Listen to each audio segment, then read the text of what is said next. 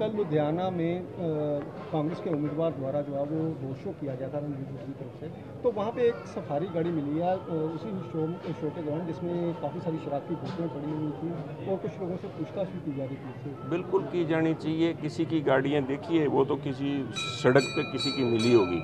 आपने देखा होगा कि एसजीपीसी के प्रधान, पंथक पार्टी के और एसजीपीसी के पूर्व प्रधान रहे हुए बीबी जागीर कौर के इलेक्शन के फंक्शन के अंदर शराब बांटी गई है, और वो ये बांटी नहीं, उन्होंने कहा जी शराब का लंगर लाया गया है।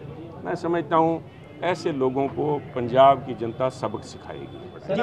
महारानी परनीत कौर कह रही हैं कि नशा काफ़ी हद तक खत्म हुआ है, लेकिन पूरी तरह से खत्म नहीं हुआ है, सरकार ने काफ़ी काम किया है। आपका क्या कहना है, क्योंकि चुनाव का दौर है, नशे की बात ज़रूर होगी?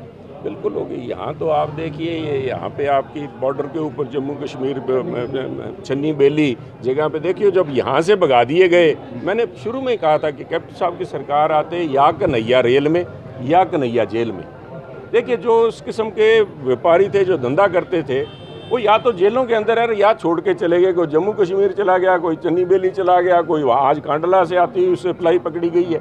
सप्लाई की कमर तोड़ दी, पर तो नशे की जो आदत है वो एक दिन में ख़त्म नहीं होती। जो तोहफा दे के गए हैं हम अकाली जो हुक्मरान थे और उनके जो भाईवाल थे, और जो इन लोगों ने यहाँ पे पंजाब के अंदर कोड ये लगाया नशे का, वो कोड को निकालने में साहब, कोड और कैंसर एक ऐसी बीमारी है, लंबा समय लगता है। उसके लिए मेडिकल हेल्प, डॉक्टरी फैसिलिटीज़, उनको हर किस्म की साइकेट्रिस्ट की सहायता, और सबसे बड़ी बात है समाज के सहयोग से नशे की लत को भी खत्म किया। लास्ट सवाल विक्रमजीत सिंह मजीठिया की तरफ से बयान आया है कि कांग्रेस की तरफ से ये जो गठबंधन हुए हैं इतने सारे, अभी पंजाब में काफ़ी लाइन्स भी हुए हैं, कि कांग्रेस की तरफ से ये सब रचा गया है और अकाली वोट को तोड़ने के लिए ये सब साजिश की जा रही है गठजोड़ की। क्या कहते हैं?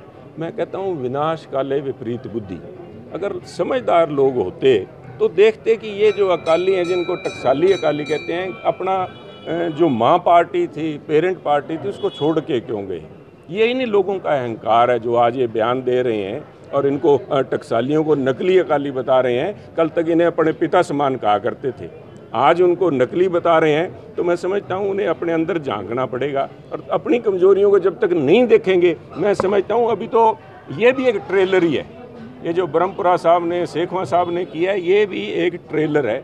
अभी तो देखिए इसके और कितने टुकड़े होते हैं। क्योंकि मैं कोई भविष्यवाणी नहीं करता, मैं कोई किसी के पतड़े नहीं देखता, परंतु राजनीति में जितना मेरा तजर्बा है, इस अहंकार की वजह से अभी अकाली पार्टी का ये जो डिसइंटीग्रेशन है ख़त्म नहीं हुआ। आज इन्होंने मजबूर करके ढींढसा साहब, परमिंदर ढींढसा जी को लड़ा तो दिया इलेक्शन, परंतु ये भी एक बड़ी सोची समझी चाल के तहत इन्होंने अपने हर प्रतिद्वंदी को, जिससे कि इनको खतरा हो सकता था सुखबीर बादल जी को उस टॉप पोजीशन से, एक एक करके, चाहे वो ब्रह्मपुरा साहब थे, चाहे ढींढसा साहब थे, उनको राजनीतिक तौर पे मारने का प्रयास किया गया। और उसी कड़ी के अंदर ये परमिंदर ढींढसा जी की बलि देने के लिए वहाँ पे संगरूर से उतारा गया है। लोग समझते हैं, ये अकालियों के कार्यकर्ता समझते हैं, और वो खुद परमिंदर ढींढसा जी समझते हैं। क्या मजबूरी है उनकी, ये समय बताएगा।